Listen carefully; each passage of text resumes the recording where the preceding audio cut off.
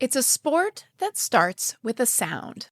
Not the crack of a baseball bat or the squeak of a basketball shoe, but a high-frequency, repetitive pop produced when hard paddles strike plastic balls, causing them to vibrate at 1,000 times a second.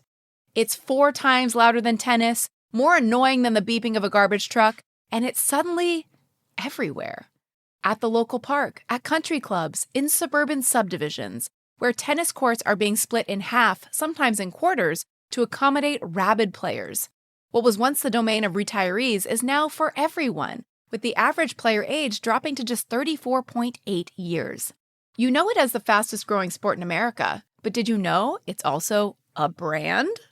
Trademarked in 1974, the inventors have staked their claim to the name, but similar to Frisbee or rollerblade, no legal control over the usage of the game.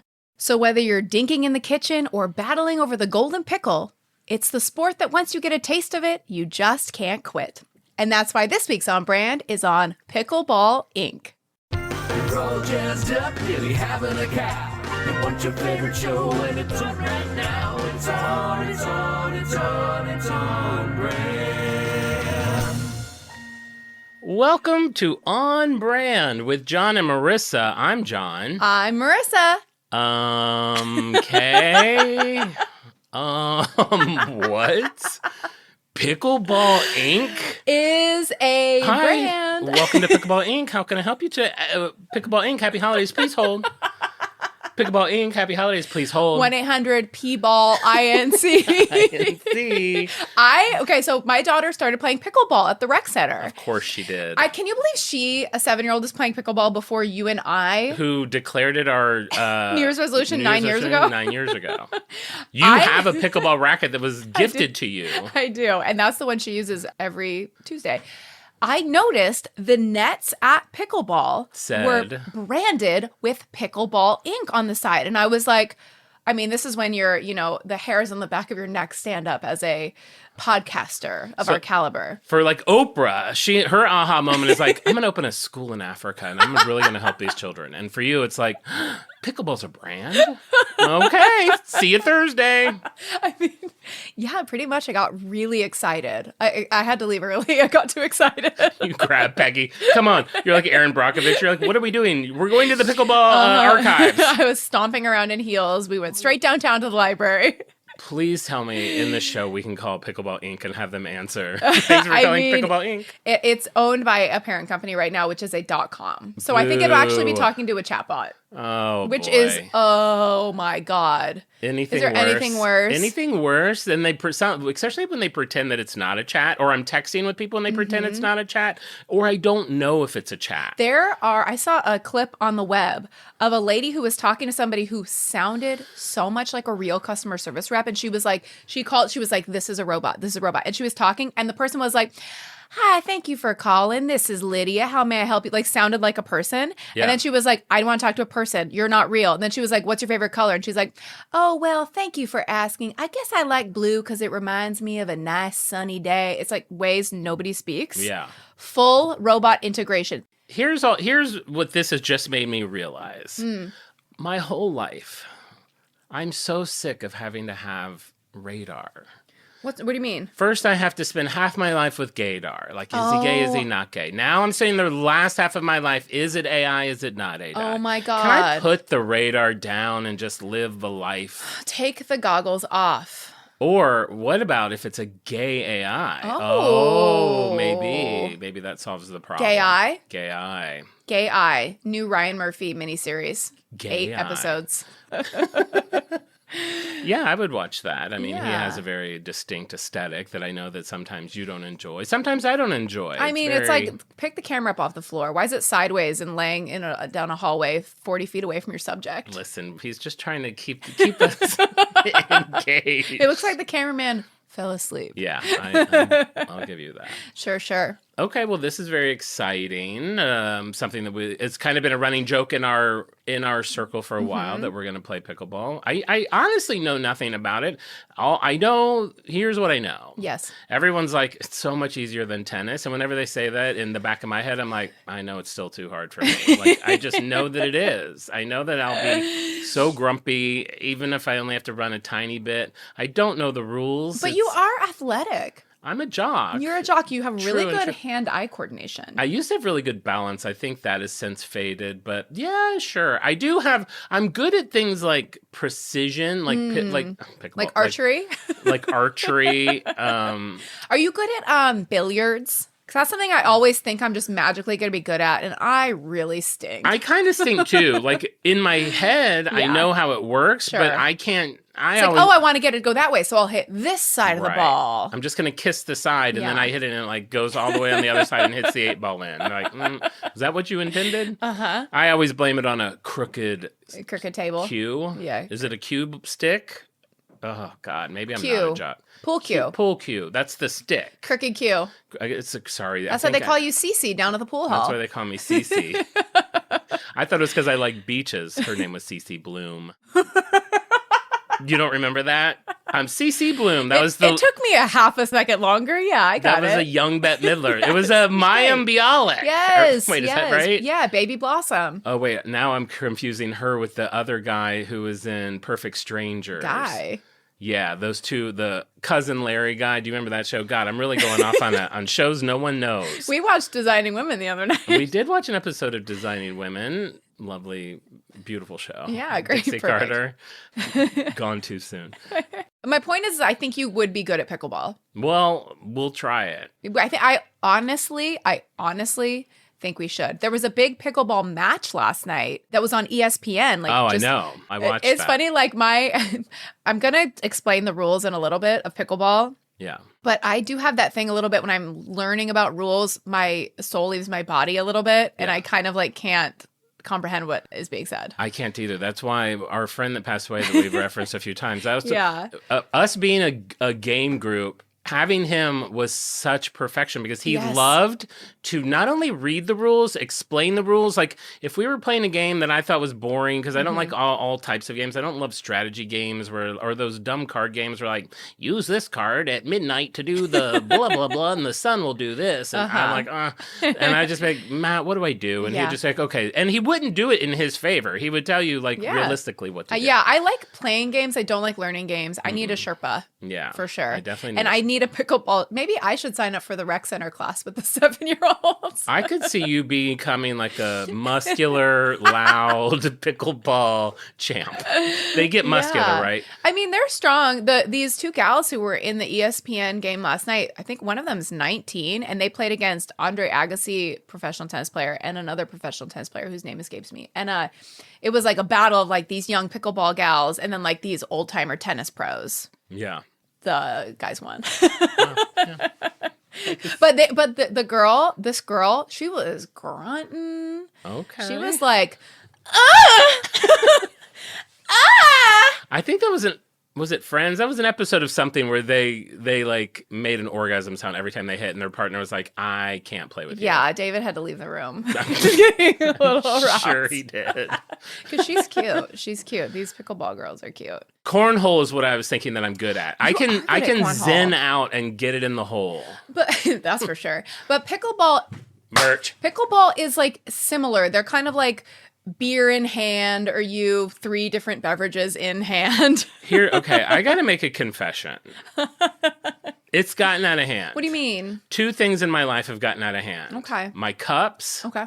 Carrying around this many cups and stopping now, like it is standard for me to stop and fill 5 cups of ice. I'm there for a significant amount of time. You don't have to do this. Yes. Drink less variety. Yesterday at Wendy's, I like entered Wendy's at the same time as a man. Okay. He was ordering food, didn't Sure. have a mobile order, ordering in line, getting food, and doing a normal transaction. That's right, yes. I'm filling 5 things with ice. We were there. No ordering of food. No ordering of food. We were there the same amount of time. We entered at the exact same time and left at the exact same time. I'm like, I'm in here for like 6-7 minutes. Because also now they've got that. You have to put a pin in. Yeah. How did you get around that this time? Well, the ice I can get for free, but I like to fill 2 of them up with water. One of them's just going to be my drinking water, and one of them's going to be a water that I add like a packet to. You know what I'm not worried about with us? So I'll be dehydration. I listen to a lot of podcasts, and then I'll tell you, a lot of people are talking about, oh, I was at this hotel. Oh, I was in Paris last week, or I'm adding in a pool. Like people talk about, I was hanging out with John Hamm. People talk about their lives, like how successful and fancy they are. You know who's keeping it real? Jon and Marisa. We are keeping it real. John is traversing the city. Busiest you've ever been in your life, by the way. Like this is end of day task now. This is like I've been working all day. I just need to get out for a minute. How am I going to spend that time at a park? No, at a Wendy's, filling up 5 dented containers. Taking in the sights, sounds, and smells of your local Wendy's, which I imagine is a revolting building. It's a bit grubby, I'm not going to lie. You walk past one of those giant like rat traps on your way in. One of those like, it's a tunnel. Oh, a tunnel from which they never escape. Why don't they at least like put flowers on them or something, like a big styrofoam ladybug? Make them look like a big hide-a-key, like a big rock. Like, and I've never seen one wiggle around. Do they catch rats? And like, I figured they would be alive for a while. I don't actually understand. Those might have poison in them, and then the rats leave, and then go get eaten by a coyote, and then kill an entire pack of Wow, coyotes. that's a powerful piece of merch. They should just make them cuter. You think we should have those as merch? Rat traps. I mean, it is LA. If they hit, they hit. I guess that's more of a New York City. Our rat traps sales are skyrocketing in New York City. That's right, yeah. But yeah, so I have too many cups. Okay, so that's one thing that's getting out of hand. What else? I have too many peeps on my bed. I bought 3 new peeps this season. Yes. And By the way, that peep that you revealed on Instagram that you got, after going on a rant where you're like, okay, it's not that I love peeps. I like them as pop art. I like the classic colors. I like because it looks like a regular peep, but it's to scale. Like you're suddenly like, you're talking like this like peep purist, historian, archivist. You got the stupidest peep. Whoa. You're not talking about punk rock peep, are you? It's like Avril Lavigne by peeps. Here's what I'm going to say. #fair. It's like, this is not a peep. This is so off-brand for you. You know why I got it? Because I think I was ordering something on Walmart, and that came up. You had to get free shipping. No, I think it just came up. It was on clearance down to $3, and I was like, I can't leave. $3 too much. A full-size punk rock peep. He has I should have brought that to put behind me today. He's got like a safety pin in his ear. It's like punk rock from like a 40-year-old graphic designer at the Peep Factory at Peep Inc. Heinous. They're like, how do punk rockers write the word punk rock on them, right? Yeah. Yeah. And they're still into safety pins, I assume. Sure. Absolutely. A huge one in their ear. Great. I think he has a lightning bolt. A lightning bolt. They do like a silly, not a scary, a silly skull. Sure, yeah. That's it's punk. Very Spencer's Gifts. It's very Hot Topic. It has a no, not Spencer's Gifts. Oh, that's true. That would have like a hole in the back. Yeah, that would be a flesh bunny. It has a weird black tuft of hair that someone thought was pubic hair, which then when I saw it, I will say I posted a little video of it coming to my home, though, and that we did get a lot of nice likes on that video. That's great, yeah. That should make you feel good. But should you charge it to the company card? Receipt for $3. May I be reimbursed? I'm not too cheap to do that. But I'm making my bed today. Yeah, which is, you commit to making your bed every day, which, I mean, kudos to you. Since fall of 2012. With 40 items on your bed, you're able to make it every day. I don't move a lot when I sleep. For me to make my bed and I sleep, I just do like a big envelope with the furs. And I knew it right before it came out. And then I just sleep, and then I kind of just have to shake out the fur and just... You do fur all season. You're doing a summer fur, the spring fur? They're still around. Okay. I won't when it's like August. You said you took a picture of your bed and you never shared it. I know. I'm bad about it. But here, listen, let me get to the point. What I'm saying is we love Love on the Spectrum. Yeah. I have no ill will about it at all. Sure, yeah. No problems with it. I adore everyone on there. I'm rooting for everybody. Are you kidding? It's our favorite thing in the world. A lot of the female cast on the show... even some of the boys have a lot of dolls. And when I was making my bed today, I was like, I'm love on the spectrum. Like, I have like 2 giant peeps, all these little, Punky goes here. I have a Jellycat bunny that I got on Buy Nothing, a Jellycat hedgehog, a pillow my niece made me. I think have now, I don't know, 7 peeps of various sizes. I'm like, and I stood back and I was like, bro. Like my straight soul came out. I was like, bro, too much. It's unfathomable. I saw my bed through the eyes of my housekeeper. The sweetest lady. The one who's ghosted you. The one who's ghosted. She hasn't, and it's a long story. But the one who is always like I know she's just waiting for me to find the right woman and get married. Yeah. And she saw your bed. Oh, John, no. She has seen the big one. She's been gone for a while, and she hasn't seen the addition of the family. And I was like, next time she comes, I'm going to hide these in my car. I need to they got to go to. They need to go to the unit. They're going Why to, they got to go to bed? the unit. It's become too much. When was the last time you've done a unit drop off? Months. Okay. Yeah, it's been a while. Let's plan for that this weekend. So things I might need to work on. I don't know that I'll get less cups, but cups and peeps are kind of getting a little outrageous. It's too much to manage. Too much to manage. And we're too old to manage this much. We're too old. I'm gonna have to get a peep wrangler. How many ice machines could you fit in the space that peeps take up? Like what? Like I mean, that's how many cubic feet is it in your house? What a dumb comparison! Like I'm gonna have an ice machine on my bed. I mean, you could. Sleeping in jeans, couture, filling all my cups in bed. It only holds enough for like half a cup, so every like 5 minutes I have to wait for it to like crinkle down some more ice. You know what's funny is, I mean, you could get a new fridge with ice machine in the freezer. No. No. I mean, what a stupid thing to say. Well, I also don't have like a water lines. I live in no. Yeah. No. Okay. I'm just thinking about ways to like make your life easier. I appreciate that. Because I was the advocate for the storage unit. You were. I dragged you kicking and screaming to the storage unit. You were. Imagine if you didn't have that. It'd be nice not to have that bill. I'll say that.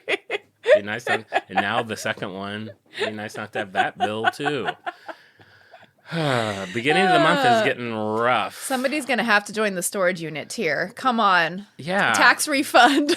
Big Pay Dean, it forward. Big Dean, one for just the month of May for a 3-year anniversary. There you go. Let's pop open that Avatar wallet, which you're still working on. Movie's not being made. You're still employed. Give us 1 month of the storage. Is that too much to ask? Is that too much to ask? How dare you, Dean? Open your wallet, Daddy Dean. We need now we're you. just whores. Sure, it was a matter of time. Well, listen, we've rambled on for far too long. They've learned too much about us, and now all I want to do is sit back and learn about the pickle.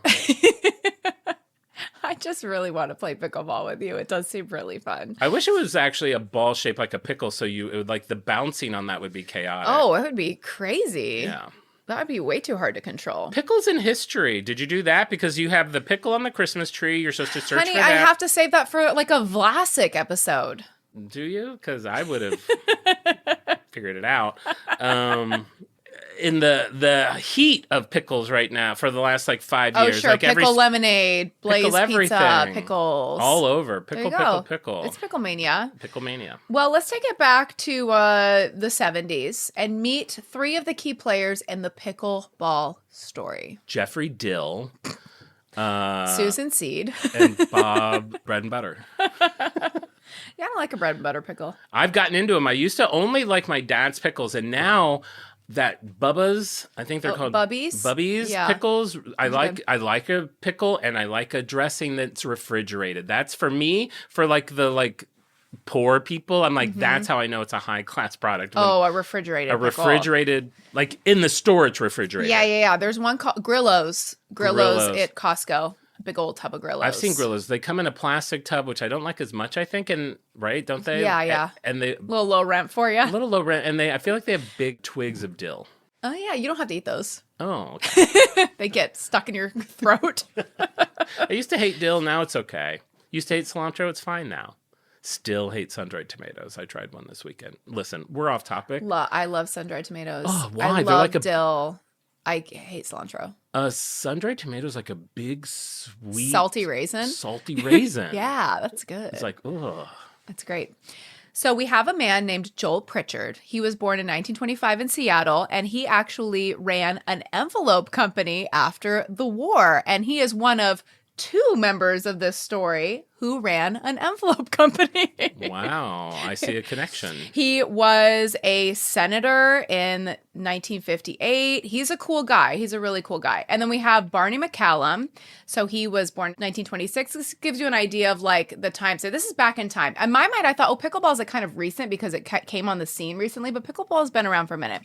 Okay, so Barney McCallum, he also worked at a different envelope company, Griffin Envelope Company. Please tell me that this ends up with like these 2 envelope titans battling out to when they finally, their assistants finally get them to sit down. We have Matt Damon and Ben Affleck. Why not? Let's get them back together. Sure, yeah, that could be Barney and Joel. I can see the marketing, and they're like, listen, you got it. You're using that triple fold glue. That was my idea. Well, I mean, because they worked at the Griffin Envelope Company together, and then Barney McCallum started McCallum Envelope Company. So there must have been some beef around that time. Trade secrets. Hello. In his little suit pocket. Did you sign a non-compete? And then he's like, listen, here, have a little something to eat while we figure this out. He grabs a pickle, he crunches on it, it falls. He quickly grabs a racket and hits it, and it goes over and then he grabs a racket, and then the game is born. There you go. Honestly, that's an alternate history, and it is strongly contested. Thank you. And then we have a guy named Bill Bell. He's a lawyer, political advisor, businessman, close friend of Pritchard. So this is what's interesting. So these are all kind of like highfalutin, fancy, kind of like DC folks. Like Joel Pritchard is a senator. DC. Yeah, like Washington. Like they're Washington, kind of like, DC. Yeah, he worked for. I thought you meant the comics. Yeah, I guess so. 1 was Marvel, 2 were DC. Yeah, and they had a rivalry about that too. No, that's a subplot. Gosh, that's how Superman was born. Exactly. That's how Pickle Man was born. Pickle Man. Alistair showed us a cartoon, intro for a cartoon that he found on YouTube that he remembered from his childhood that was Pickle Boy. It was a boy. Do you remember Pickle Boy? He ate pickles and he got like superpowers. Of course not. I was a normal boy. I was out playing. I was creating a fake newspaper in the woods with my friends. I wasn't at home reading Pickle Boy. No offense. Good point. So now we'll take you to the summer of 1965. So we have Joel and Joanne Pritchard. They are living in Seattle. They spent their summers at their home on Bainbridge Island, Washington. In the summer of 1965, the Pritchards invited Bill and Tina Bell, you remember Bill Bell from earlier, we introduced him, to stay with them at their Bainbridge compound.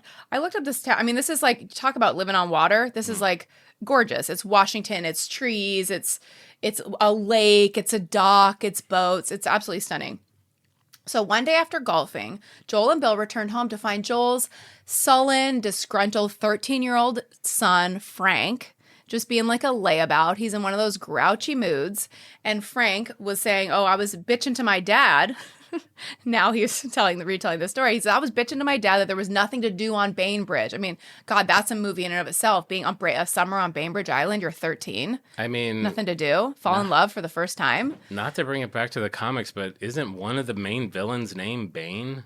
Yeah, on Batman. You think it's related? Wow, this is all connected. It might Bane's Bridge compound. It might be. Never expected this. It might be. So Frank's dad, Bill, said when they were kids that they would make up games. Like, you're so bored, make up a game. And then Frank was like, why don't you make up a game? How are we going to make up a game? All I have is a jar of pickles. So Joel, the dad, he loved a challenge. So he and Bill took off to the backyard badminton court where there was a 44 by 20 foot regulation court that had been asphalted by the parents. So Joel and Bill, they're like firing up the grill. They're having a couple beers. It's just all in good fun. They go to the back shed and they think, okay, what can we do to come up with a game? Like the kids are bored. Like we got a little time to kill. The dogs are on the grill. Let's have a little fun. They grab a plastic perforated ball, like a wiffle ball, from a bat and ball set that Frank had been given for his birthday earlier that year. So like that, you'll just get like a plastic ball and a plastic bat. So a Whammo. I think that wasn't the brand Whammo. Yeah, probably. Yeah, Whammo's a very popular brand. They found table tennis paddles. They set up the badminton net. They grabbed the ball and they played the first game. Immediately just created pickleball? I mean, so far so good, but the broken paddles became a problem because the table tennis paddles, you have to hit the ball really, really hard. You can hit a wiffle ball really, really hard and it doesn't go that far. You can really crack it, but it doesn't stand up to the paddle. So the paddles were cracking. I find it, we played badminton when I was young, and there's something kind of satisfying about how hard you can hit a shuttlecock, and it doesn't really go very far. Yes, it's the best. But it's got that, it has that satisfying, like, tink, but it's like, and then it kind of just drops down. I think that's what's so fun about pickleball, because when I play tennis, which is not very often, probably played like... When I played tennis, I've known you for like 20 years. There was an ED. When I've played tennis, which is probably 4 times in the past 15 years. You've played tennis since I've known you? Yeah, I mean, David and I would go down to like Griffith Park and like whack balls for a little bit. I like took tennis lessons when I was a kid. I bet. But what's so fun is that you want to hit it as hard as possible, and then it goes over, you immediately lose your ball. Right. It goes over the fence. So like that control, but with pickleball or badminton, you can really whack it as hard as you can. I didn't know that. And then your shoulder, gets like dislocated, and because you're out of shape. Yeah. So then they figure out they have to make some new paddles. So they're back in the wood shop. They're making some what they call pretty scary looking paddles. They didn't say what made them scary. Maybe it was like your punk rock peep. Like maybe it had like a little tuft of hair and a lightning bolt and a skull and crossbones. Didn't give up on the idea, went into the woodshed and created new paddles. This is what you do when you have a summer with nothing going on. No TikTok. There's no TikTok. No you gotta get creative. McDonald's. There's McDonald's, but I guess you can't spend the whole summer there. They probably have ice. No one has to go out and like find any. True. No one's on an ice capade. So then the guys say, you know who we need? We need Barney. So then they call Barney McCallum. So Barney McCallum lived 6 doors down on the beach, and he was very handy. So he was able to construct more reliable, better looking paddles. So he quickly became an integral part in the game's equipment, rules, and formation. So that same summer, 1965, the Bells and the Pritchards are sitting around. They go, what do we call this game? Joanne stepped up and she goes, pickleball. She explained, because she came from a school in Marietta, Ohio, Marietta College, that it has a big like rowing program. And after like a big regatta, the leftover rowers that were not good enough to make like the varsity rowing would be called a pickle boat. So like the leftover rowers who weren't like good enough, they would be kind of like an odd assortment of rowers from like all these different teams would be in a pickle boat together, and then they would just like a just for fun race. Mm-hmm. So pickleball was kind of made up of like the odds and ends leftovers of like 3 different sports. And people that weren't good enough for those sports can play pickleball. Pickleball. Exactly. There is some debate about the origin of the name. Some people said they had a dog named Pickles, but then that was dismissed because, they did have a dog named Pickles, but it was like 3 years after the game was invented. So the official story is that it is based on the pickle boats from Rowing Crew. Wow.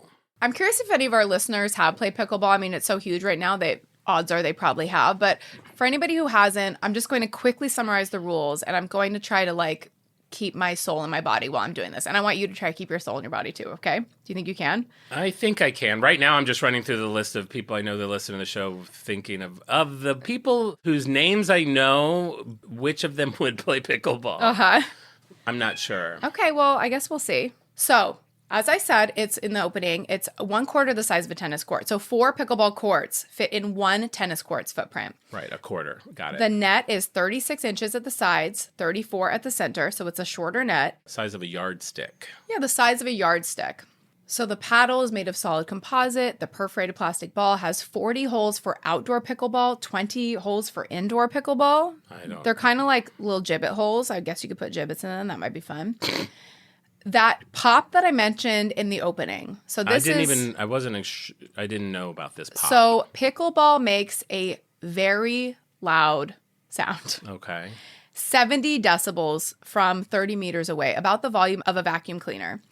The issue with this, and I'll kind of jump ahead because it's relevant to this part of the story. The issue with this, 4 times louder than tennis, 4 courts per tennis court. What are subdivisions doing? What are neighborhoods doing? They're changing tennis courts over into pickleball courts. You now have 4 times the players at 4 times the volume. Of course. And it is a very high frequency sound, and it is extremely annoying for neighbors, to the point where it has led to like lawsuits. It's led to fights. It's led to people moving because the sound of pickleball is so maddening. And for some reason, when I heard that, I was like imagining you and the pickleball court moves in next door, because you're very sensitive to sound. I am. Yeah. I'm like, they're building something next to me, and then I'm like, it looks like a cord of some sort. And I'm just at home and I hear that crack of a pickleball. Yeah, you would hate that crack. Some pickleball terminology, the kitchen, I mentioned in the beginning, that's a 7-foot non-volley zone on each side of the net. So you cannot volley, like hit it overhead while standing in that zone. And those are clearly marked, I'm sure. Yeah, they have to draw new lines, so you can like redraw lines on top of a tennis court to create the pickleball boundary. So it prevents you from just like hanging out there and then just like immediately like smashing it down and then getting the point. Got it. Which is a dink. So because the game kind of prevents something like that, you can play across a huge age gap. So like a 65-year-old can like generally like beat like a younger player because it is strategic, kind of like ping pong. It's not just about like whoever's the strongest has the most power. Cool. So I can play with a 65-year-old then. Yeah, you could. Yeah. Because I would be the younger player. You would be the younger player in that arrangement. Great. Teen player. Yeah, I'd be the young. You should join the rec center, 7-year-olds. I might. There's a double bounce rule. Both sides must let the ball bounce once after the serve before volleying. You have to serve underhand below the waist, score to 11, win by 2. The serving side only scores, and the games are about 15 minutes. So you can really have fun running around. You can play doubles, which means you're not actually running side to side that much. It's really not a lot of like cardio compared to tennis. I will say I've seen some, how do I want to say this? What? Some average bodied people who talk about their love of pickleball. Yeah. Maybe not the most like obviously athletic types. Right. Yeah. I wasn't expecting to get into a conversation about sports with them. I feel like I'd work up a sweat if I played pickleball. I sweat doing the pod in air conditioning. I would be dead when we played pickleball. You know, there's 4 of us. You, me, David, Al. Yeah. 4 doubles pickleball. Well, I mean, sure. But I'm charging the racket to the show. Great. I'm not going into my own pocketbook. I mean, fancy rackets, like there's obviously some that are like less than $20, but fancy rackets are like $250, $300, $400. Ridiculous. Pickleball rackets are one of those things that it's like a few years ago they started popping Target up. Target, end cap, or collab. Like Ross, yes. or like TJ Maxx, and it was like one of those things. It would be like now it's like with the Christmas presents with like the beer stein and the flask and a pickleball thing. There's no part of a store that depresses me more than the Christmas gifts for people you don't know very well. Is that the ones that have miniature bowling? A tabletop golf or set. Tiny cornhole. Something with shot glasses. Socks that say something. Exactly, yes. It's just like made for the white elephant straight into the trash. And I want to be clear, when I say socks that say something, I don't mean like, whoa, girl, those socks are saying something. They say like wine time somewhere. Because you can say a lot with a sock. You can say a lot You with a could sock. be kind of a stuffy, buttoned up guy, but you see a little pop of a little funky ankle, and well, that's really saying something about you. I don't know. He seems like such an asshole. You know, I used to think that too, but look down. Okay. Snoopy in Woodstock. This guy's fun. This guy's okay. So 1967, we have our first permanent court, which is in Bob O'Brien's backyard. What year is this? 1967. Wow. Yeah, right? It's so they got all of this figured out that quickly. The rules, the holes in the ball, or did that stuff come later? Well, it was like the wiffle ball. So it was the wiffle ball that came with the set. They're like, okay, great, we're going to use that. The paddle was, I guess, the one thing that were made out of plywood at the time, which was the one thing that required like a custom element. But otherwise, everything is just kind of like existing parts of other games, which makes me think, I'm like, could we just scramble up other parts? Could we take a football and a basketball hoop and a soccer net and rollerblades and say like what happens? Seems like a lot of it. Like I would do like maybe a football, a Scrabble board, a sandwich. Yeah, sure. A nap, a cozy spot to sleep. I've been trying this whole show to hear my ums. That was an Oh wow, we got scolded before. I got scolded for doing. You're doing great. I think it's mostly when you're teaching. So next week is when you really have to listen. 1968 is when we get Pickleball Inc. Incorporated. 1968 is the year that it would be an Inc. For sure, yeah. Like before that, it would have been like some sort of and company or yes. and Sons. Yes. Then it became an Inc. And now it's like, I don't know, LLC or I don't know what it is. I mean, now. the names of companies are incomprehensible now. We've talked about it before. It used to be like chimneys, bricks, and iron. And now it's like Vision Industries. Yeah. Who are you? What do you do? What do you do? So McCallum is selling paddles from his envelope office. So at this point, Pickleball Inc. is just the equipment that they're selling. And this is the entire pickleball industry is this one company, this one man, this one product line, and is made out of plywood. They're the only company that are manufacturing pickleball equipment. And are they doing these themselves or do they have like a company making them? I think it's just them with like a jigsaw. Wow. They're ripping apart the Whammo pack of the balls and the bats, throwing the bats in the garbage. Yeah, it does seem like, I'm curious how, like, for something like this to take off, it seems like there would be a growing period. Oh, it's extremely slow growth. Yeah. Slow growth for sure. Yeah. This seems like you sell it maybe not, but in the 60s you wouldn't have. In the 80s, this is something you're selling at like flea markets and teaching people about. And I'm curious how this grew. At this point, still nobody's heard of it. Yeah. In 1972, the name pickleball is trademarked on their equipment line, which covers their branded gear. Of course, not the sport itself. Like the example I gave in the opening, frisbee, rollerblades, they'll be used genericized. Of course, anybody can make a frisbee. Anybody can make inline skates, but that frisbee brand, but you don't have to like pay the money to use the word frisbee or use the word pickleball. So anybody can make a racket in theory. It's a pickleball racket. You have to pay for frisbee, don't you? Not to say the word frisbee. But you can't make a flying disc and call it frisbee. Not call it a frisbee. But you could say we're having a frisbee championship. Oh, right. Like pickleball. The name of the sport can't be trademarked. Got it. So it's just the equipment itself. Got it. So this gives them exclusivity over the name on the label, but not a monopoly on the game. So eventually, as we'll see, anybody can make this equipment. But right now, nobody does because nobody's heard of pickleball still. Yeah. In 1975, the National Observer becomes the first mainstream newspaper to mention pickleball. And then in 1976, they have their first formal tournament in Washington, which was won by a man named David Lester. Second place went to Steve Paranto, who's a young competitor whose father happens to be a Boeing industrial engineer. And this detail is important. I bet. It'll matter in 8 years. I'm sure. So put a pin in that. I have a feeling rackets are going to get a lot lighter. I mean, it's like you don't have an Emmy. I mean, come on. It's like, what are we talking about here? I know what's happening. Tennis Magazine calls pickleball America's newest racket sport, which, wow, they had their finger on the pulse. They're saying that in 1976. It took a little time, but they got there. Yeah. 1984, we have the first official rule book that's published.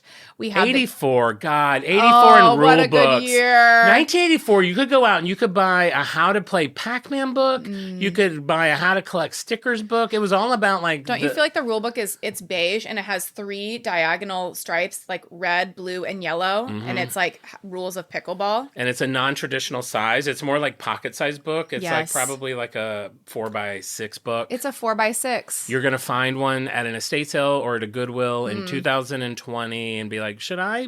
This is me. I'd be like, this would look cute on my like coffee table when guests come over. Guests never come over. Your coffee table's covered with shit and you don't play pickleball. But it's 29 cents. Okay, you can get it. I think the guests will have other things to look at if they enter your home. I don't know if that will be the first thing that draws their eye. Do you know what I mean? You can see the bed from the foyer. I don't think anyone's sitting down when they visit. I think they're just like, you know. Their eyes are dancing. There's a lot to look at. There's a lot to look at. There's a lot to look at. So now we have a rule book. We have the U.S. Amateur Pickleball Association. Sid Williams, one of the sport's earliest tournament organizers, becomes the first executive director, and the sport has a governing body. So it is still essentially just an equipment company. They just really make paddles. Right. Also in 1984, Arlen Paranto, so he was the Boeing industrial engineer, father of the 1976 runner-up, he walks into Boeing's surplus store, which is, we can do that, and buy leftover aerospace panels? I guess I'll have a plane wing and... I mean, the way that you, like, stripped your couch after you took it to the curb, you in a Boeing surplus store... The things that you could, like, craft out of those materials. That would be, yeah. I don't know. I do, like, a simple material. We don't know what materials there are. Who knows? That's true. They're leftover aerospace panels, which are made out of fiberglass and Nomex honeycomb core, which is the same material that's used in commercial airplane floors and structural systems. So this is something that's used for planes, obviously. He takes it home. He builds a pickleball paddle. Just like you said, it's lighter, it's stiffer than anything made of wood. He calls his company Ultralight Paddle Company, and the product line is Pro Light, Lite. So great, so 80s. It's so 80s. It doesn't tell me exactly. I mean, I guess that's fine. Because the paddles, are they only for pickleball? Yeah. They're only for what do you want to use them for? Spanking? No, I'm just trying to think of the name of the company because it's a paddle company. I might think it's paddles for lots of things. It's not pickleball. I mean, I guess the customer's a customer. Sure, it's none of my business what you want to slap. You do what you want to do. You paddle what you want to paddle. Hey, your money's good here. I don't care what you do with it. Are these paddles good for spanking? Sure, yeah. They're light. They'll sting you. They'll sting. Yeah, they're only the second company to ever make pickleball paddles. And over the next 14 years, it's the only one making composite paddles. So within a few years, nearly every competitive player in the Pacific Northwest has switched. The wood era is over. Wait, so I thought composite, and forgive me, I thought you had said earlier what they were making was a composite paddle. That was referencing, that was kind of jumping forward in time, that they're made out of composite. Got it. But at the time, they had only been plywood. So this was the first company to make that composite, which of course everybody switched over eventually because it's such a better material. Got it. It's like sneakers. Everything gets lighter. They use different materials. Everything gets streamlined and lighter. And yeah, exactly. The wood era is over. And now over 100 companies are making... the wood, and I'm just picturing people with wooden shoes. Yep, the wood era is over. The wood era is over, honey. You're living in the past. Take off those souvenir claws. You need Adidas. Wow, that's an upgrade. Wood to Adidas. Heard of it. Do better. Over 100 companies now are making composite paddles. What if one company was still holding out with wood? I'm sure one would. This would be like with Columbia Records, that Victor or whoever it was. They're like, we're still going to also sell one-sided discs. Out of spite. Okay, cool. Sell half the music. There you go, yeah. And almost all of them are using the very same honeycomb construction that Arlen Parento invented from the surplus Boeing material in his garage. So, I mean, wow, if he hadn't rolled into that, I'm assuming he just strolled by that surplus store, wasn't planning on going in or getting anything. But what happenstance? I'm wondering if, and this doesn't honestly seem like that far of a stretch, in the 80s, or maybe it was the 70s, when Nike came out with their now iconic waffle sole. Honeycomb waffles. And I'm not saying that they're literally like the same kind of shape. I wonder if there's something to that. I mean, I feel like honeycomb was really big at a time where they wanted to but it does, it like absorbs shock evenly. Yeah. Yeah, I know what you mean. Was it like kind of clear and you could see the honeycomb inside? No, it was like the bottom of the shoe. It was like for traction and stuff. But I know there was something like that too that had like that when they were doing like clear plastic, kind of that like see-through phone era. Yeah. Like landline phones, but that with like shoes where it'd be like clear plastic and you could see like the honeycomb was really big in the 80s and 90s. It definitely was. And actually that has me, I want to do one quick check if you don't mind. Sure, yeah, go for it. Hey Siri, when did honeycomb cereal come out? Honeycomb cereal was formed in 1965. Oh, okay. Wow. So that's probably what started it all. I think so. A bowl of honeycomb cereal. Next time, put that in your research. Do better. That's a really good point. I should have gotten that. And it took just a few decades after somebody eating a bowl of honeycomb where they were like, wait a minute, could I use this to make a Boeing airplane? And then that created the Boeing airplane. I mean, when did Boeing start using honeycomb material in their Well, let's find out. I'm sure that's one that Siri can handle. Hey, Siri, when did Boeing start using honeycomb designs in their plane floors? Here's what I found. It doesn't know.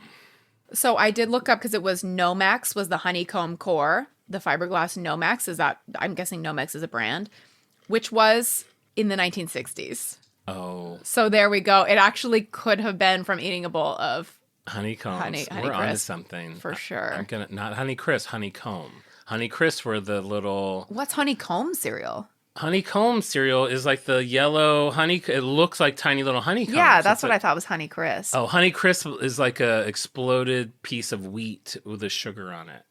Honey Crisp. It's the bear. No, I know what you mean. Yeah, the Honey Crisp bear. Yeah, and the yeah, for sure. Well, it was developed. I love that. I'm like, yeah, I know my cereals. I know my kids' cereals. That is wild. So it was invented in the early 1960s by a team at DuPont. Not Kellogg. Marketed not in 1967. Okay. Wait, okay. We're Invention of honeycomb cereal. You're literally me like every night writing my shows now. 1965. I know. I just pulled that up. But 1965 to 1967? It's totally feasible. This is totally possible. We've just explained. Holy moly. So much. Wow, that is crazy. By 1990, pickleball is in all 50 states, but the total number of players is still in the tens of thousands. So it's not like widespread. It's just kind of like word of mouth starting to kind of... All 50 states? You're telling me by 1990, someone in Alaska's like, I'm going to go play pickleball. One person in Alaska. It's a lonely game. It's like if you look at our analytics of like where our listeners are, and there's like one person in Ireland listening to this. We have listeners in all 50 states. Some states, it's just one of you. But we are happy. We're happy to have you. We love you. Thank you for joining. So it's not growing fast. It's not attracting any investment. Oh, this is a fun fact. When it reached Hawaii in the late 60s, it became known as puka ball, like a puka shell necklace. Puka means hole in Hawaiian. This is good for Gail at the spa, which is a reference to the perforated ball that has holes in it. The name didn't stick. There's probably like one person was like, you know what we should call it? So, you know, it had a different name for a minute in Hawaii. 1990s and beyond, 3 decades of growth through one specific marketing channel, which is active adult community. So this is interesting that starts to happen. It doesn't seem like they would be making enough money to survive for 3 decades. Selling paddles, you mean? Yeah. I mean, the envelope company is still probably running in the background. We have composite paddles. Those are just made out of leftover airplanes. Like their overhead might be very low. It's like when someone buys a paddle, they keep that for a while. So they're a good point. Relying on new customers. Well, this is the one way that it's growing. It is quite organic. It rivals the organic growth of our show. Okay. Snowbirds. So you have older players. Are you familiar with the term snowbird? No, but it seems like it would be in the gay lexicon. We talk about snowboards when we go visit Florida, where my in-law lives, and people who live in areas that are snowy, like Oklahoma, where Pop is from, or in the Pacific Northwest, they travel to Arizona, California, Florida during the winter to chase a little sunshine. And with them, what's in their luggage? A pickleball racket. And they're saying like, oh, I want to play pickleball. It's December. Who can I play pickleball with? It's like, what are you talking about? What's pickleball? Oh, wait, let me show you. Let me teach you. Let me spread the word. I'm also just picturing what else is in their luggage. Luggage. You would have like dirty Kleenex. You would have hard candy. You mean because they're old? Because they're old. Yeah. I mean, you just described 2 things that you probably have in your pocket right now. Okay. You always have dirty Kleenex and hard candy in your pocket. Well, I always keep a folded paper towel in my back pocket in case my nose runs. And I've seen you suck on a Werther's on multiple occasions. #fair. And I'm a snowbird. You're just talking about me, but you changed the name. You're like, how can I do this without saying John? You know what? I wanted to, let you come there on your own. We'll be cute about it. We'll call him a snowbird. In 2016, Pickleball Inc., very cute name, is sold to pickleballcentral.com. Oh. Blech. That's the worst. Was there ever a pickleball stadium, like AT&T Stadium or no Intuit? There might be, maybe someday if the sport can grow. And not to pick on your improv skills, but you just missed a wild opportunity to say, oh, yeah, sure, they may have a dirty Kleenex and a hard candy, and instead of ribs or soup or 5 pounds of if chili. it was your luggage, the pickleball racket's the least of your problems. There you go. That's all I wanted to get to. People were really concerned about you contracting food poisoning from your old ribs. #fair. So the founders made essentially nothing because their rackets are easily reproducible. Anybody can make a composite racket, slap a pickle. It's for pickleball on it. How do they profit from this? They essentially, fortunately they did well in their own right. They had a summer house, so don't feel too bad for them. They're doing fine. They're all like senators and lawyers and like they're doing great. Right. But they didn't cash in on pickleball. Okay. They didn't cash in on pickleball.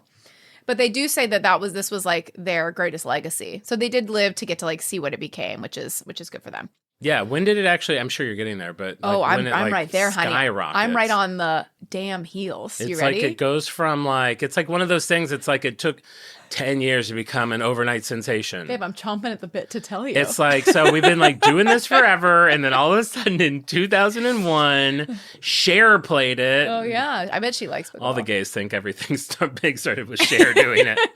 Cher did it, and then all of a sudden. I love because you're not that kind of gay when you reference like Cher. How great would it be to see a pickleball match? You have Cher, Mariah Carey, Celine Dion, and who's the fourth? Rachel Maddow. And Rachel.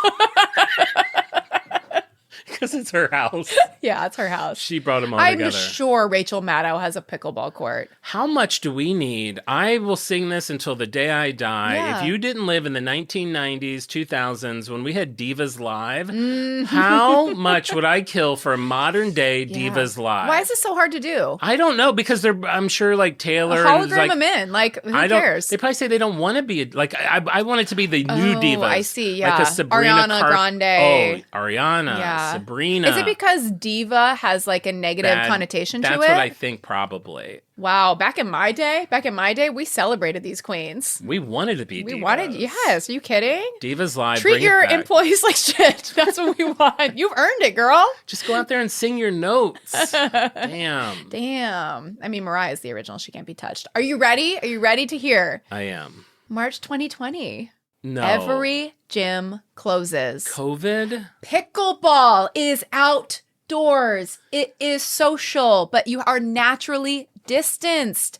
It fits the moment perfectly. Sure, you can't meet in a coffee shop, but you know where you can meet? Social distancing. Oh God, 2 words. Can you imagine? Do you remember going to we had to wait in line, like wait outside at Trader Joe's to get in. The line would go around the building. There would only be a few people allowed in a time. And then there was that period where they would tape everything. Like you can only be on these 10-foot marks away from. Yeah. You know what's crazy now? Somebody who was like 7 during that, who probably like wouldn't remember, we'd be teaching them now, like, yeah, it was crazy. It was like this, and this, and like they don't even have any frame of reference for it. It's already that long ago. And in 100 years, we'll look back, because like we look back at like the Spanish flu and everyone was wearing masks, and like, God, how crazy was that? And then I remember going out when it was really first hitting, and I went through Hollywood, and it was so desolate. There was no people, and I would take pictures of like the Man's Chinese Theater with no one around, and like a woman wearing a mask, like trying to do something. I was like, this is going to look so shocking. But then we all wore masks for so many years. Like it seems like, big deal. I really liked having, you know what look I actually thought that I really liked? The mask pulled down, when you did pull it down, covering up your wrinkly, saggy neck. Are you talking about me specifically? No, I'm talking about me. I liked the like being able to cover the neck, and then I thought that looked chic. I liked the Gap, J. Crew, Old Navy extra fabric, cloth mask period that did nothing to save your health, but damn it, looked good. We thought, little anchors all over your face, little Scottish something dogs. like rejected like Old Navy little boy chinos.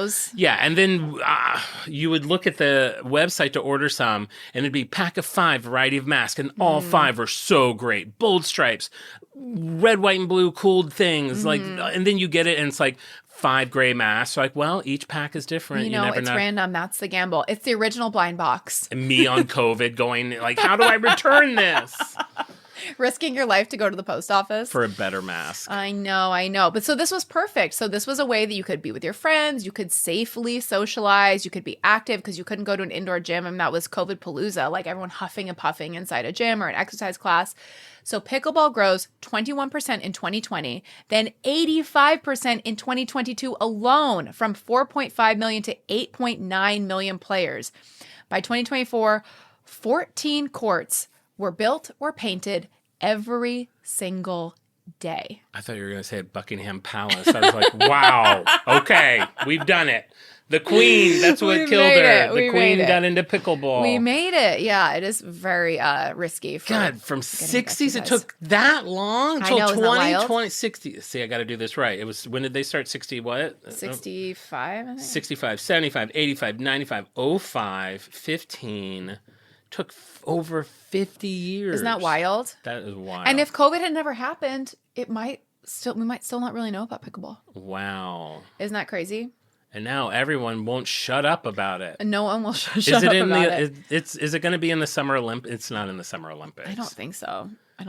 Are there like, you know how there's like channels and about just like cornhole? Are there like pickleball things like that? Oh yeah. It's like televised. Yeah. They've had like. I feel like I've never seen it played. I mean, the big match that was on last night, I watched it. And it is, I mean, anybody at like that level, like professional level, it's exciting. It's like people who play table tennis that are like really good at it, where it's just like so fast, so accurate. I don't think it's quite as thrilling to watch, you and me play. Probably not, but I do like watching a cornhole champion when there's like they can yeah, they'll like hold it like from one corner and they're like doctors with like surgeon precision, like how they can knock things in and out of the way and do all this stuff. It's amazing. Yeah, it's really fun to watch. Yeah. So there's 2 professional leagues. There were franchise teams sold for $100,000 each in 2021, and 2 years later, it was $13 to $16 million to have a franchise team. There's celebrity owners: Tom Brady, LeBron James, Kevin Durant, Drew Brees. These are athletes, obviously, in case you don't know. So that own teams that own pickleball teams or have invested in pickleball teams. So pickleball's a viable way to make an income now, is what you're saying. As long as you're not selling wood paddles in the back office of your envelope factory. So secret job, house sitting, dog and cat sitting, discovering foam, and pickleball. These are my 5 plates I spin. Selling peeps. This is why you're tired. This is why I am tired. So, like I said, they left a lot of money on the table. They didn't keep their name really attached to the sport in any meaningful way financially, but they do have Pickleball Inc. does produce like nets, paddles, official balls, but there's the market is so flooded with the paddles at TJ Maxx, or even just so many brands that are making flashy paddles that Pickleball Inc. isn't necessarily I don't think people are necessarily like brand loyal to like that brand of net, but they are at the rec center for the pickleball classes. Thank you for calling Pickleball Inc. We're actually going to be closing our doors this Friday, so if you needed anything, we'll have to do it before then. No refunds. If you have a gift card, spend it. If you have a gift card, close. Spend it. That's the one way your ass will spend a gift card is if there's a going out of business. 100%. Because once they go into liquidation, it's no longer the same company, and you can't use your gift cards. Use your gift cards. And that has happened to me before. If I was giving Pickleball Inc. feedback, I would say in the 80s and 90s, they should have done a big marketing push to create an association that Pickleball Inc. is like the brand of pickleball equipment. You know what I mean? Like create a little bit of like customer loyalty, like a Nike to like a basketball shoe. You want to play pickleball seriously, you need the official racket. Yeah. Yeah. So they kind of needed to put the envelope. They needed to put the envelopes aside and all their attention onto pickleball. Yeah. Enough licking. I'm assuming their job. I was trying to think of a lick thing too. There's a war between tennis players and pickleball players. I could see that. Because, like, for example, 8,000 tennis courts have been converted to pickleball since the pandemic. And the USTA, the Tennis Association, says that 10% of all U.S. tennis courts have been taken over or repainted. So there's a frustration in the tennis community that pickleball is putting tennis in danger, and it's a lot cheaper to resurface a tennis court than it is to make a new pickleball court. So people are like, well, where is the money? I can fit if I'm booking my courts, for example, I can book 4 pickleball games on the spot of 1 tennis court. So they're kind of just crunching the numbers. They're but I don't 4 times the business. I have to play that close to people? Yeah, you play that close to people. I don't like that. You want a private court? Yeah, I want a little distance. I don't want Sammy Strange guy next to me. I'm telling you, it's a tiny court. It's a tiny court. It's like 4 feet on either side. It's tiny. Do you even have to move? Yeah. Well, if you're doing doubles, yeah. But you have to you have to approach the net. You're going back. You're running. Oh, we would be moving. Okay. We would be moving. We'll have to try this. We'd be moving. We've been talking about doing it for so long. I really think, maybe we could record it and sell it to the fans. We should definitely sell this as OnlyFans. As I mentioned, the noise issue from pickleball courts, 20 decibels louder than tennis. It's an impulsive frequency that pierces ambient sound. So it's just one of those sounds like a garbage truck, or that's just extra annoying and extra loud. So 4 times the noise. So here's some lawsuits related to pickleball. The mayor of Mission Woods, Kansas sued a country club. A Boise homeowner sued the city and won, and courts were converted back to tennis. Many people have sold their houses and moved. Because of the sound. Because of the sound. One lawsuit claimed the sound of pickleball rackets hitting a pickleball is a relentless and chaotic auditory assault. They probably have what I have, that sound thing that starts on the M. Misophonia. Misophonia. Yeah, Jar Jar Binks. Jar Jar Binks' ear disease. Why doesn't someone work on this? Hello, sharks. Quieter ball. Lori, I'm looking at you. Yeah. Come with me on this ride. I've made a quiet pickleball. Surely we could make the ball out of some kind of foam. Or you could styrofoam. You've got two things to play with. The ball, probably less with the ball, more with the paddle. You think the paddle? Because the ball's probably standard, but paddles you could put felt on it. Put felt on it. Is it so hard? Put felt on it. I started by putting a little bit of my grandma's wool sweater on my thing, and listen to how quiet. I just hit it. Did you even hear it? And you're being woven into the story right now. Yeah. It's changing the game. Well, 86% of pickleball ER visits were from people over 60. Oh my, yeah. So the thing about pickleball is people who are maybe they haven't been active in a while, they want to get back out there, they're getting really into pickleball. It's costing the annual health care cost $377 million because of pickleball related injuries. $377 million? Hip and knee you're surgeries. You're mad at NASA? I can be mad at two things. You got a bunch of grannies over here getting bonked in the head. Yeah, and you know what? There's a can-do attitude of today's seniors that's causing them to have a greater risk because they don't want to be told that they're too old to play pickleball. They need to dial it back. So they're getting a greater number of orthopedic procedures due to pickleball injuries. So there you go. Awesome. Here's some fun facts about pickleball. Okay. So this is just like if you find yourself playing pickleball, maybe you want to pretend like you know what you're doing. A dink is a soft shot that barely clears the net into the kitchen, which is the front part that's closest to the net. So a soft shot that just like goes right over the net is kind of like perfect. I guess those are the hardest to defend. A banger is a player who ignores the kitchen strategy and just hits hard, so they feel like that's what I would do. The community's least loved personality type is a banger. Yeah. A falafel is a shot that dies on the paddle with no pace. Do you ever hit something and it's like an unsatisfying, like where you have a tennis ball and it hits like the low part of the racket and sends a shockwave through your entire body? Yeah. Yeah, I hate that. Or golfing when you don't hit it right. Or Yeah. pool's the same thing. I Now, know. I feel like, am I the only one that's seeing this connection? Yeah. Whoever created this game and its rules, Yeah. we're just hungry.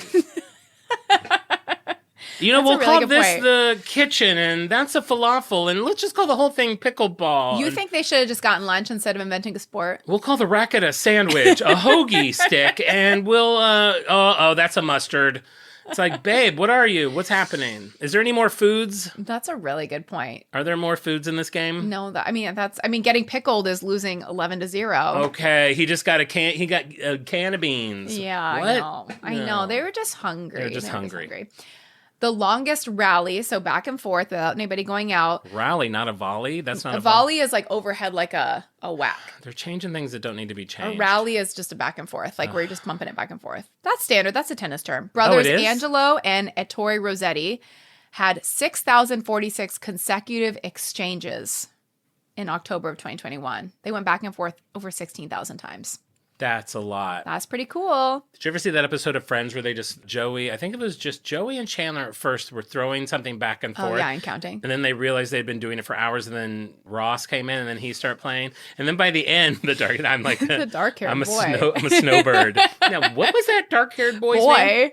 Just calling him boy. Did you know James Gandolfini in the first season of Sopranos was 35 years old? I mean, did you know everyone in the cast of Cocoon was 27? I saw a meme that was like, if Sopranos came out today, these are the years that like the cast was born. Like if it just came out today. Yeah. And like Tony Soprano was born in like 1992.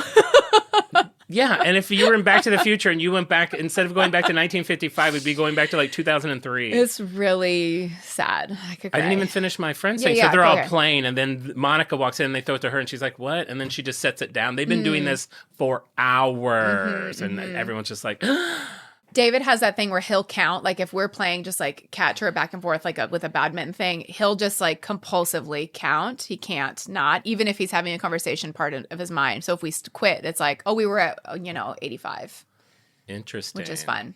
You should watch, did you ever see Little Man Tate? No. Filmed on my college campus. There was a real brainiac in there, and at one point you see what he sees in his head, and you just see all these numbers and stuff floating around. Maybe that's what it's like I for think David. that is what he has. Yeah. Because sometimes I see his eyes go like this. Like in Winona wonder. Ryder. Did you see that? On stage Is at that what the- you're doing? No, but I remember Winona That's Ryder exactly on what stage at the she did. Emmys. There's one, where she's like, someone's giving a speech, and she's just like, What'd she see? Was it a ghost? I don't know, but then at some point, someone added that she's looking at a slice of pizza floating around, and then it gets sucked into her mouth. Oh my god, it really cracks me up. I think that's true. Yeah. Do you want to know?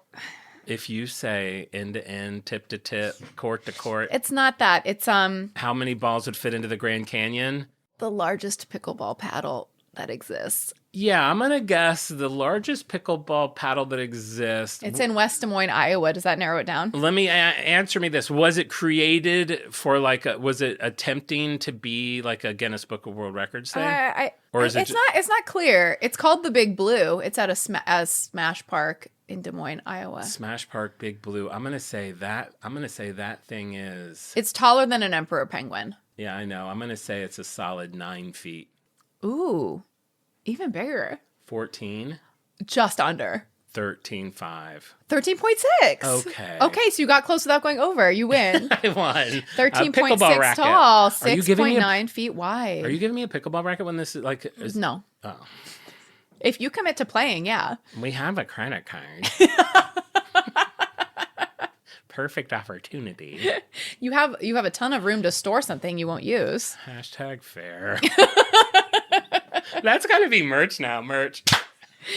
Celebrity fans, we have George Clooney, Leonardo DiCaprio, Emma Watson, Will Smith, The Slap, Selena Gomez, Ellen, Billie Eilish. Okay, what doesn't she do? I bet Will Smith is great at it with that Because he can really slap that ball. Did you see that footage of Leonardo DiCaprio walking down the street? And I think someone was secretly like filming him. No. And he runs over to them and he's like, oh my God, it's you. Like he turns the tables. Oh my gosh, and he how like fun. gives him a big hug and like it's really funny. That's cute. Yeah. Wow. Probably AI.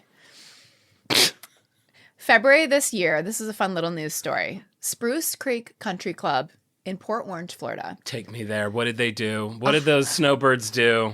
A husband and wife pickleball team accused their opponents of stepping into the kitchen, right in front of the net, during a shot. Is there anything worse? Words are exchanged. Then Anthony Sapienza, 63 years old, Tell me he killed him. punched one opponent and hit him in the face with a pickleball paddle hard enough to draw blood and cause a laceration that may leave permanent scarring. When a 70-year-old bystander tried to break up the fight, Sapienza punched him too. And once he was on the ground, Julianne Sapienza, 51, joined in and attacked him as well. Up to 20 people ended up being involved in the brawl. The couple fled to their beachfront condo 12 miles away, where they were arrested. Anthony is facing 2 counts of felony battery on a person 65 or older, which I didn't know that like raises sentencing. I'm like, Makes it worse? Makes it worse. I get you get in bigger trouble for picking on an oldie. So only go after people that are 64 or under. Exactly. Ask to see their driver's license before you whack them in the face with a composite paddle. He might get 15 years in prison. And What? A prosecutor charged him with using a pickleball paddle as a deadly weapon. Come on. You know, it'd be funny. I'm picturing this scene in a movie. Mm-hmm. This group of 20 people gets in a fight and they keep hitting each other with the rackets. Yeah. And they all make that boing sound. Oh, yeah. So it's just a really fun, That would be fun. Yeah. Like blood and boing. That's like the name a of Naked it. Gun style. Yeah. I did look up, sometimes when I do a brand, I'll search like the brand murders just to see. And I looked at Pickleball Murders and there's looks like a really campy horror movie called Pickleball Murders. Seems like something Alison Sweeney might have been offered, but she turned it down. We'll have to watch that Pickleball tonight. Murders. Well, you guys can. No, we'll wait for you. We'll wait for you. That's it on pickleball. John, you know the full story. You know the origin. What a ride. Pickleball Inc. And for your Insta egg, you have to be sticklers. They have to get the ink in there Oh. or else they're in big trouble. I can't. And you are going to get a lot of Is Pickleball a Brand, which you will have to correct. I'm going to get so scold. many pickleballs as a brand. I'm already picturing, can I just do like a ball with like a pickle on it? Or it's going to be a pretty easy egg, I think. They're going to be like, I want to say pickleball, but pickleball is not a brand. That's 95 people will say that. They're going to say like Vlasic or like pickle companies. No. I would like a jar. What I'd like is a jar of pickles, but replace all the pickles with balls. Okay, But wiffle then balls. I think they'll be like, That'll be too confusing. Because will it look like a pickle jar if it's full of balls? I don't think it will. If it's green and maybe you write dill on the side or something like I know, trust me, I can figure that part out, but. Is it on brand or off brand for you? You know what? That's a good question. Mm-hmm. It's in the Special Olympics now. Does that move the needle for you at all? No, I mean, last week no. This week with my giant doll collection, that does definitely push it more. I'm glad you're calling them dolls. I feel like that's progress. They're pillows. No. I'm going to say this is tough because I don't have a huge desire to play. I don't own anything by it. But there's a lot of things you like that you don't have a desire to do. True. Women. Zing. That's solid. I'm going to say it's a soft on brand for me. I don't hate it. I could see myself playing it at some point. It's not a big pull. Mildly interesting story. Not really that interesting. I mean, some rich kids just were bored and threw it together. I mean, shows how you can be creative if you're bored enough. They didn't get rich from it. I mean, it's kind of like they were already rich. They got out of it what they put into it, which is nothing. Right. And rich people just staying rich is not that exciting. Sure. I wanted a young kid walking around selling pickles in the neighborhood from a wagon. Yeah. But yeah, I'll say soft on brand for me. Was I calling him a senator the whole time? Joel Pritchard was a congressman. I just wanted to be clear about that in case anybody from the Pritchard estate was like, why are you calling my great-grandpa a senator? They only listen to half a show. He's a congressman. Never hear this part of it. Okay. Just want to make sure that's clear. Thank you for that. He did die in 1997, so he didn't get to see COVID, unfortunately. The one person who, unfortunately, he didn't get to see COVID. I do think about people that died pre-2020. That they didn't even know, yeah. They didn't even know COVID happened. There you go. What about you? On or off? You know, I really want to play. So I'm going to say, I can't say hard on. That would be like, so not true. Yeah. So I'm going to say it's on. Okay. It's medium on. Okay. It's a have-see. I can see Sandra Bullock doing a pickleball movie of some sort. Oh, yeah. Yeah. For sure. Yeah. She's like 85 years old. She's a perfect age to be playing pickleball. Wow. Sandra Bullock in Snowbird 2? Awesome. Well, thank you very much. Very fun brand to bring to the table. Something that's been in our lore. I didn't know it was a brand. You're very good at that. We've had Dumpster. We've had Pickleball. I know. Thanks for making my next Wednesday terrible. My next one is super easy. I feel like people are going to be like, I've already made the egg for it. And I'm curious what people are going to say about it. Can't wait. Well, cool. Well, thank you very much, Marisa. Thank you, Jon. Back to you, Jon. Back to me. All right. Well, before we go, I have to give our shout outs to the Freak of the Week. But before I'm going to do that, because I don't think this has made it in the show. Okay. If it has, I'm doing it again. Okay. I need help from a New York freak. Why? I am desperately trying to get the Colbert pressed penny.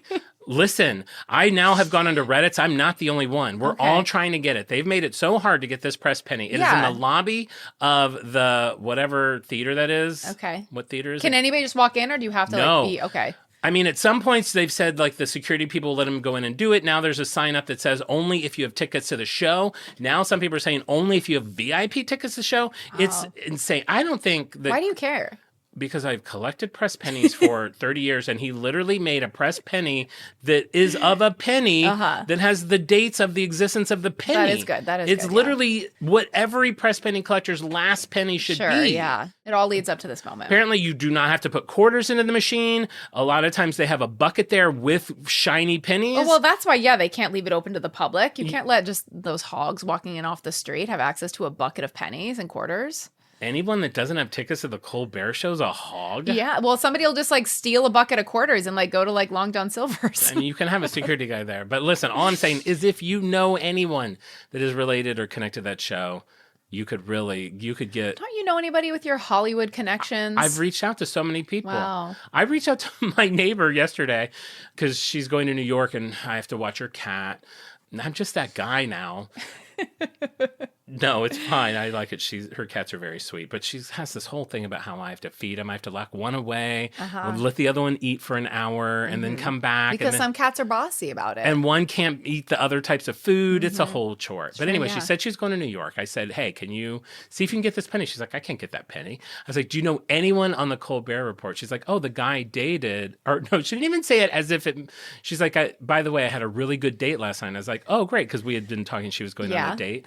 And she's like, he was on the. She's like, I've been trolling him on the internet. I just watched a clip of him on the Colbert Show. I was like, She's like, well, he's a comedian. He's on it like 5 years ago. Sure. I was like, but you still ask. Maybe he's still in touch with like the casting person. So you want your neighbor. Elizabeth. Is this a guy she went on a date with, or is she still dating? This was their second date. Okay. You want your neighbor, Elizabeth, to ask a guy she's been on 2 dates with. Yeah. If he has a connection. If he can email the booker for the Colbert Report, or the Colbert, whatever it's called, late night. Yeah. That he was on 5 years ago. Something like that. If he can get a pressed penny mailed to him. Yes. For his new girlfriend who they may not even be dating. They may not even be dating. Snaber. Cat sitter. Cat sitter. This is a lot of legs. A lot of legs on this journey. This is Jon. I will use any connection I can to get. I mean, because that person would be like, "Oh my God, yeah, of course." Like, yes, let me. You'll have it in 3 days. Or like, no, that would be weird. Or you'll more than likely get a bounce back that's like that person's not there anymore. Sure. But you got, like my mother taught me, and I've taken it as far as it can go. It never hurts to ask. If you don't ask, you won't know. There you go. Yeah. There you go. So there's that. All right. Well, let's get to our freaks of the week. I guess maybe I'm the freak of the week this week. And if you don't know what Freak of the Week is, that's just the special people that we give out 5 shout-outs to every week on our show. Who are these people, you ask? They're the people that solve our little Insta egg on Wednesday. Let me know what our brand's going to be. Get their name added to the Wheel of Freaks. I spin it 5 times, and their names come up. It's super easy. If you don't play the game, get on Instagram and play it. It's super fun. These are our 5 Freaks of the Week this week. Melissa, also known as Olive and Scarlet. Clarissa. Roxana, Daniel Haar, and Jennifer Branch. So congratulations, guys. Thank you for playing the game. Thanks for listening. Thanks for being hardcore freaks. For being part of our community. You know what? Thank you for being part of our community. We see you. We hear you. We're in love with you. We'll die for you. Especially you, Daniel, because I think you may be the only he. I'm assuming you're he. I don't want to assume, but maybe. But seriously, guys, thank you so much. If you're not on Instagram, like I said, join us on there if you can. If you're not a Patreon member, join our Patreon. We have a very fun extra podcast that we do every Tuesday. You get to know us even more. Freaks get a lot of shout outs on there. We have a Discord community. Don't be scared of it. It's where all the cool people hang out and talk about cat diseases, recipes, movies you don't want to see, books you don't read. No, we talk about a lot of fun things. There's a lot of great people in there. They get a lot of shout outs too. So if you're not in there, check it out. And if you want to watch the episode next time, check us out on YouTube because we're recording microphones. We also have cameras here. So you could be watching the episode on your TV. Someone this week who guessed the Insta egg wrote, I just, with this episode, started watching it on YouTube. Fun. He's like, it was so much more fun to see you guys than to just hear you. So wow. It is fun. So, and that is free to subscribe. So subscribe to our YouTube channel. I love it. And while we're giving shout outs, I'd like to shout out a lovely listener who left us a 5-star review on Apple Podcasts. We have Stacy RR or Stacier. She's a pirate. On Brand is On Brand for me. On Brand is one of the most insightfully funny podcasts I have ever listened to. And that is regardless of the fact that it is the first podcast I ever listened to. Wait, that's Stacy. Who, the pencil sharpener. Oh, it is Stacy. Yes, oh my gosh. Stacey. I love you, Stacy. Your pencil sharpener gift, wall mounted, has changed my life. I worked with Stacy down on Skid on Sundays, and Stacy told me after the Famous Amos episode, he met Famous Amos. Like he took his like siblings or cousins or someone down to the Famous Amos shop and like met Famous Amos. Oh my and said gosh. the cookies were so good. Well, super shout out to you, Stacy. We brighten my day every day. Top tier. Thank you so much. If you want to play Jon's Insta Egg game, check us out on Instagram at OnBrandThePod. There you'll see behind the scenes stuff. You can see Jon's peep. He got his punk rock peep. My pubic hair peep. You can see supplemental photos to support the show, see the founders, get a little peek behind the backstory of the episode. You can chat with Jon in bed. He's laying in bed awaiting your call. It's what do they say with like phone sex hotlines? It was like we're standing by. I'll be waiting. I'll be waiting. I'll be standing by. I'll be laying in bed in jeans, surrounded by peeps. Too many peeps. Too many peeps. Too many peeps. And with that, we'll be back next week with an all-new episode. And remember, we may go off topic. You know what? I guarantee we will go off topic, but we'll always be on brand. Bye. Bye.